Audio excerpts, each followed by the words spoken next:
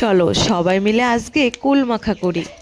অনেকদিন পর আজকে রৌদ্র উঠেছে, তাই ভাবলাম কুল মাখা করে খাওয়া যায়। আর আমরা কিভাবে কুল মাখা করি সেটাও তোমাদেরকে শেয়ার করি। কুলগুলো কিন্তু আগেই আমি বোটা ছাড়িয়ে রেখেছিলাম, এখন ভালো করে কুলগুলোকে ধুয়ে নিচ্ছি। যেহেতু মাখাটা আমি শিলনোড়ায় করব, তাই শিলনোড়াটা ভালো করে ধুয়ে নিচ্ছি। কুল মাখা কিন্তু এরকম থেতো করে খেলেই বেশি ভালো লাগে। সব বিচিগুলো ভাঙবো না, মাঝে সাঝে একটা দুটো বিচি ভেঙে দেবো, তাহলে আরো বেশি টেস্টি হয়। এই মাখা জিনিস একা একা খেতে কিন্তু একদম ভালো লাগে না। দিদি এসেছে তাই আর কি দুজনে মিলে কুল মাখা করছি। কুল মাখা করার জন্য লঙ্কাগুলো হালকা করে থেতো করে নেব, দেন দেবো হচ্ছে আমি ধনিয়া পাতা। ধনিয়া পাতা না দিলে কিন্তু একদম ভালো লাগে না। ধনিয়া পাতার থেকেও তোমরা যদি রাঁধুনির পাতা ব্যবহার করো তাহলে আরো বেশি টেস্টি হয়। আমি হালকা করে বেটে নিচ্ছি। এই দেখো আমার কিন্তু বাটা হয়ে গেছে। এতে লবণ, লঙ্কা আর হালকা চিনি দিয়ে সুন্দর করে মেখে নেব। আমার দিদি কিন্তু খাওয়া স্টার্ট করে দিয়েছে। কুল মাখা কিন্তু লাউয়ের পাতায় খেলে